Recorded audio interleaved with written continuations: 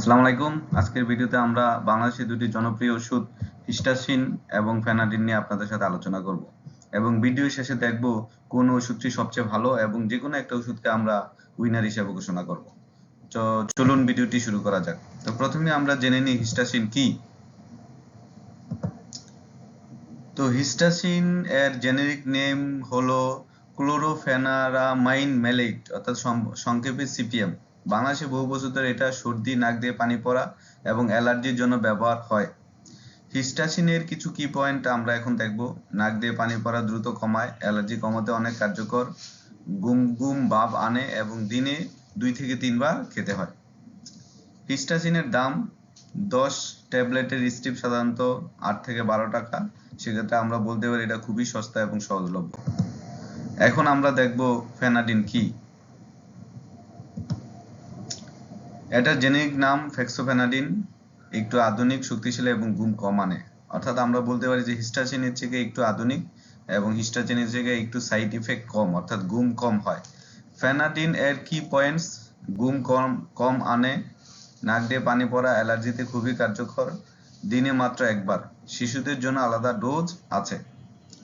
Fenadin এর দাম প্রতিটি ট্যাবলেটে সাধারণত 15 থেকে 25 টাকা। সেক্ষেত্রে আমরা বলতে পারি যে হিস্টাসিনের থেকে দাম একটু বেশি কিন্তু সুবিধাও বেশি। এখন আমরা দেখব comparison, head to head comparison.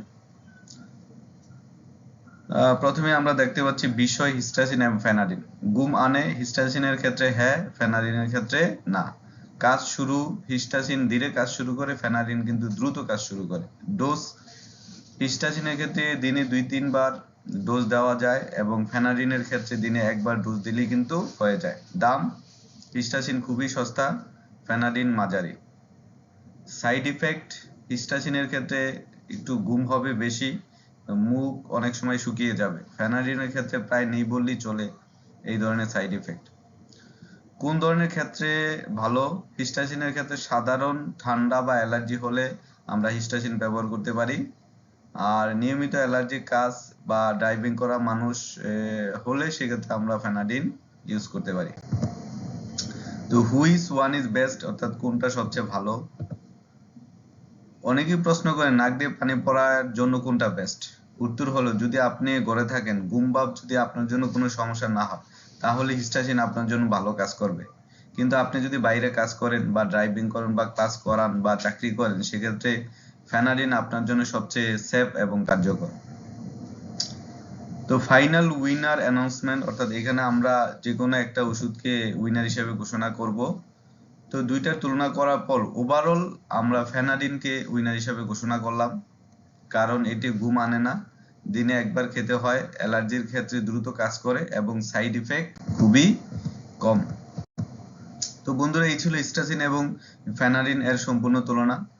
আপনি কোনটা ব্যবহার করেন কমেন্টে জানান। আর ভিডিওটি যদি ভালো লাগে লাইক, শেয়ার আর সাবস্ক্রাইব করতে বলবেন না। আল্লাহ হাফেজ, ধন্যবাদ।